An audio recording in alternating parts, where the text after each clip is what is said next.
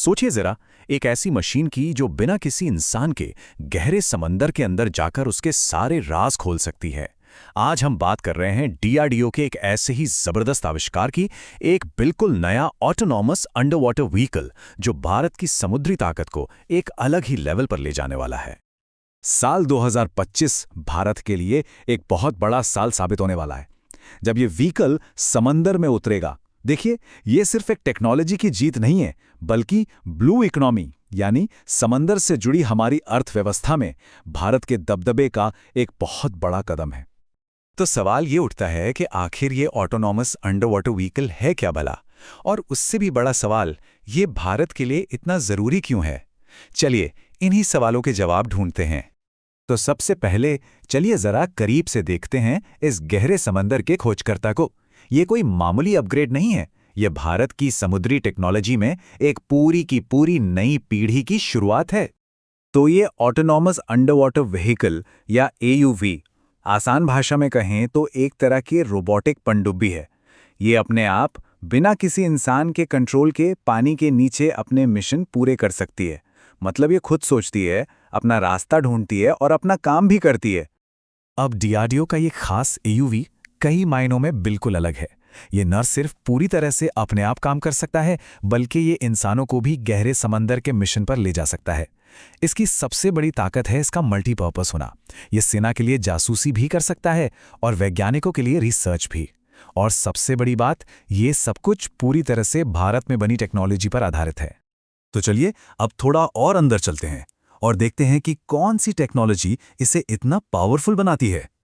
इसकी खासियतें वाकई कमाल की हैं। ये गहरे समंदर के भयानक दबाव को आराम से झेल सकता है।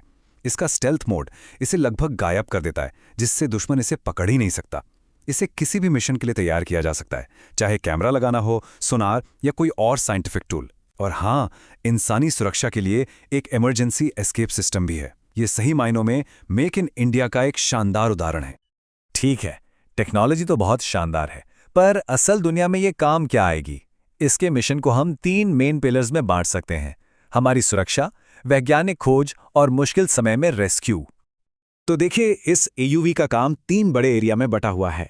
हमारी विशाल समुद्री सीमाओं की रखवाली करना, देश की ब्लू इकोनॉमी को बढ़ावा देना और किसी भी आपदा के समय एक लाइफ सेवर की तरह काम करना। चलिए, इन तीनों भूमिकाओं को थोड़ा और गहराई से समझते हैं। देखिए, समुद्री सुरक्षा के मामले में ये हमारी सीमाओं पर 24 घंटे नजर रखेगा और दुश्मन की पनडुब्बियों का पता लगाएगा।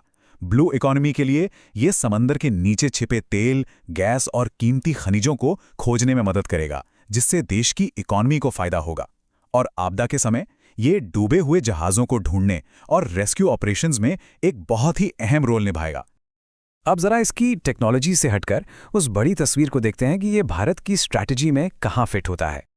देखिए, हिंद प्रशांत क्षेत्र में जिस तरह से दूसरे देशों की हलचल बढ़ रही है और कंपटीशन तेज हो रहा है, ये एयूवी भारत को एक बहुत बड़ी बढ़त देता है।